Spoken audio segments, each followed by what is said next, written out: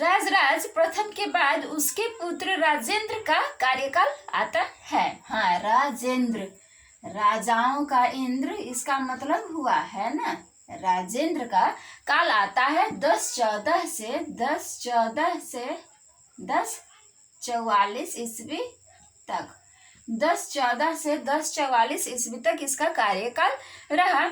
इसने गंगैकोंड चोल और राजधानी बनाई गंगैकोंड चोलपुरम।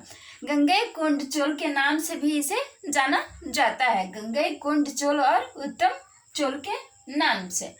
क्यों? क्योंकि इसकी सेना ने गंगा नदी को पार करके, साथ में यह भी इसकी सेना ने गंगा नदी को पार करके कलिंग और बंगाल पर विजय पाई और महिपाल को पराजित कर गंगैकोंड चोल की उपाधि धारण की तथा विजय स्मृति में गंगैकोंड चोलपुरम की नई राजधानी की इसने स्थापना की।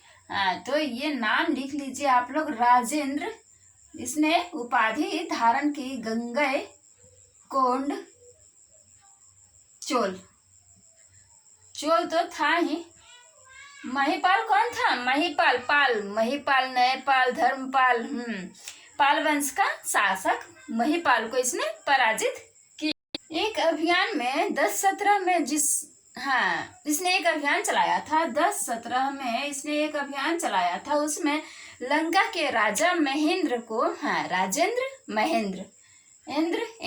राजेंद्र ने महेंद्र पंचम को पराजित किया और संपूर्ण सिंघल प्रदेश कहा जाता था ना, लंका को सिंघल प्रदेश भी कहा जाता था।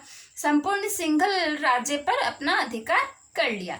इसी अभियान में अंडमान निकोबार तथा बर्मा के अराकान और पेगु आदि सहित 12 द्वीपों पर इसने अपना आधिपत्य जमा लिया। इसने भी कई उपाधियां धारण की। वीर राजेंद्र, इसमें तो राजेंद्र है ही, वीर राजेंद्र, पर केसरी वर्मन। कौन सा वर्मन? पर केसरी वर्मन।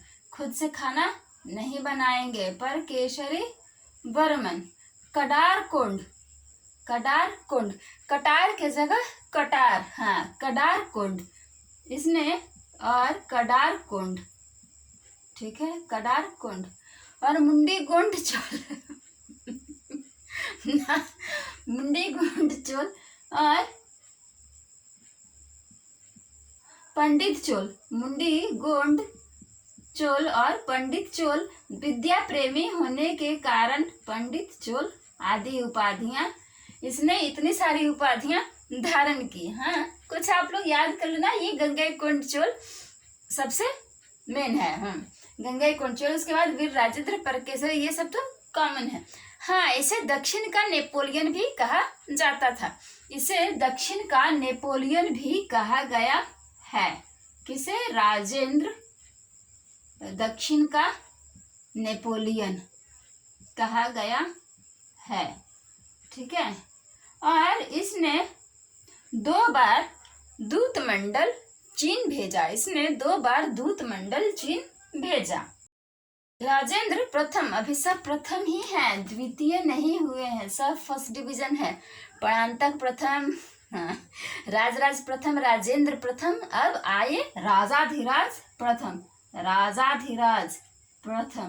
कार्यकाल 1044 से 1052, यानी 1044 से 1052 ईस्वी तक इसका कार्यकाल रहा। इसने लंका, पांड्य शासक और केरल शासक मतलब चेर की संयुक्त सेना को पराजित किया और अश्वमेध यज्ञ करवाए पराजित करके। पश्चिमी चालुक्यों पर आक्रमण किया और कंपनी के जगह कंपली, ठीक है, कंपली और कल्याणी पर आक्रमण कर अधिकार कर लिया। कंपली और कल्याणी क्या था? उनकी राजधानी थी। कल्याणी उनकी राजधानी थी, कंपली नगर था। दोनों पे अधिकार कर लिया और अधिकार करने के बाद विजित हो गया। तो विजय राजेंद्र की उपाधि धारण की राजा धीराज ने। विजय राजेंद्र की उपाधि धारण की इन्हें हराने के बाद। उसके बाद कोप्पम के युद्ध में, कोप्पम, हाँ कापम, ठंड लगेगी तो कापेंगे, तो कोप्पम के युद्ध में चालुक्य नरेश, कोप्पम के युद्ध में चालुक्य नरेश सोमेश्वर ने इसे पराजित कर मार डाला। कोप्पम के युद्ध में क्या है, राजेंद्र द्वितीय का, राजेंद्र द्वितीय का जिक्र आता है। इसने, इसका कार्यकाल 1052 से 1064 तक रहा। 1052 से 1064 तक रहा। फिर से कंफ्यूज ना होइएगा, ये राजेंद्र द्वितीय, ठीक है, राजेंद्र प्रथम का पुत्र नहीं था। राजेंद्र द्वितीय, इसका कार्यकाल 1052 से 1064 तक रहा। इसने कोप्पम के युद्ध में, ठीक है, कोप्पम सोमेश्वर द्वारा मारे गए अपने पिता के कोप्पम के युद्ध में ही पराजित किया। ठीक है, कोप्पम के युद्ध में इसके पिता मारे गए थे, तो उसने इसे पराजित किया, सोमेश्वर को पराजित किया और कोप्पम का युद्ध जीता और युद्ध भूमि में ही अपना राज्याभिषेक करवाया इसने। और प्रकेसरी की उपाधि धारण की। इसने प्रकेसरी की उपाधि धारण की। क्यों, कंफ्यूजन क्यों है? परांतक ने मदुरै कोंड को, मदुरा छीन करके मदुरै कोंड की उपाधि धारण की। उसके बाद राजराज ने चोल मार्तंड की, राजराज प्रथम ने चोल मार्तंड की उपाधि धारण की। राजेंद्र ने गंगैकोंड चोल की उपाधि धारण की। उसके बाद राजाधिराज आया, राजाधिराज ने विजय राजेंद्र की उपाधि धारण की और इसने प्रकेसरी की उपाधि धारण की। ठीक है, हाल में 1055 में 1055 ईस्वी में भयंकर अकाल आया। इसके काल में 1055 में भयंकर अकाल आया। क्या किया? कैमरा, हाँ मैंने नोटिस किया। अच्छा, उसके बाद वीर राजेंद्र का जिक्र आता है। वीर राजेंद्र का जिक्र आता है। इसने वेंगी, कलिंग, पांड्य, केरल राजाओं को हराया और तुंगभद्रा के पास इसने, वीर राजेंद्र ने, भाई था इसका यह भाई था। ठीक है, बेटा नहीं था। अभी तक जितने थे पुत्र, ये लोग थे, पुत्र थे, अब ये भाई था वीर राजेंद्र। इसने तुंगभद्रा के किनारे किसे हराया? चालुक्य राजा को हराया। इसने अपनी पुत्री का विवाह चालुक्य नरेश, विक्रमादित्य से कर दिया और उसे राजा बनाने में भी मदद करने का वचन दिया। राजेंद्र द्वितीय के बाद अधिराजेंद्र। अब अधिराजेंद्र का जिक्र आता है। यह अधिराजेंद्र, यह 1070 में अपने बहनों यानी पश्चिमी चालुक्य विक्रमादित्य की सहायता से राजा बना और एक विद्रोह में मारा भी गया। ठीक है, तो इसका कार्यकाल ज्यादा नहीं रहा, इसकी चर्चा भी अधिक नहीं है। उसके बाद कुलोत्तुंग का जिक्र आता है। कुलोत्तुंग का शासनकाल 1070 से 1120 तक माना गया है। किसका? कुलोत्तुंग का। यह राजा बना राजेंद्र तृतीय। यह पश्चिमी चालुक्य वायसराय था। राजेंद्र तृतीय इसका नाम था। कुलोत्तुंग के नाम से यह शासन करने लगा। चालुक्यों और चोलों में मित्रता हो गई। पूर्वी चालुक्यों और चोलों में मित्रता हो गई। इसने 1087 में सिंघल यानी लंका के राजा विजय बाबू से संधि की और लंका के ही किसी युवराज से अपनी पुत्री का विवाह कर दिया। सिंह पर 2 बार आक्रमण किया।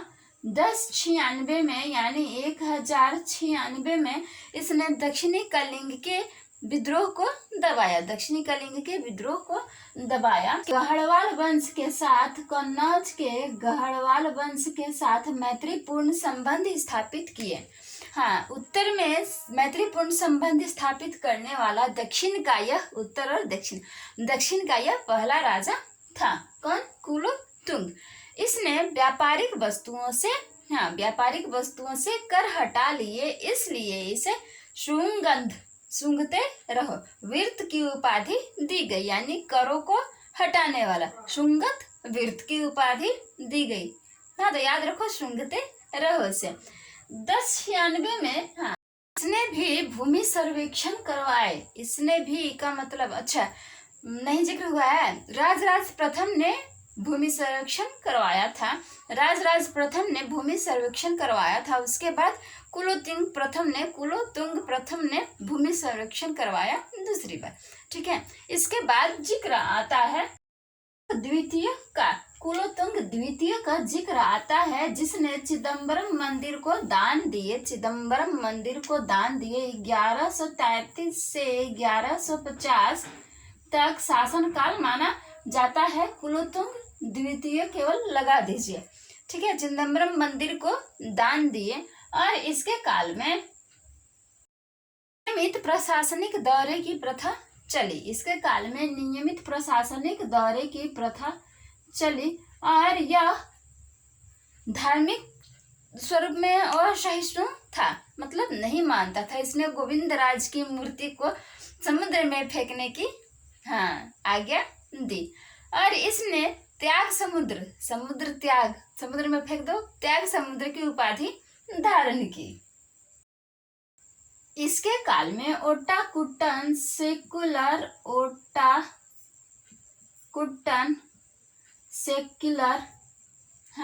लिखने से टाइम लग जाएगा। ओटाकुट्टन सेक्युलर और कंबन को संरक्षण दिया गया। इसके सामंतों ने ओटाकुट्टन सेक्युलर और कंबन को संरक्षण दिया। इसने बेंगी पर पुनः अधिकार कर लिया। तो बस चोल प्रशासन के अगले ये में हम लोग चर्चा करेंगे अगले वीडियो में। तब तक चोल राजाओं की बस यहीं तक। तब तक के लिए बाय बाय, टेक केयर और अगले वीडियो में फिर से मिलते हैं। सब्सक्राइब तो और लाइक तो करना नहीं है। लगता है कि आप लोग के हाथ दुखते हैं, पैसे लगते हैं। लाइक और सब्सक्राइब किया करें।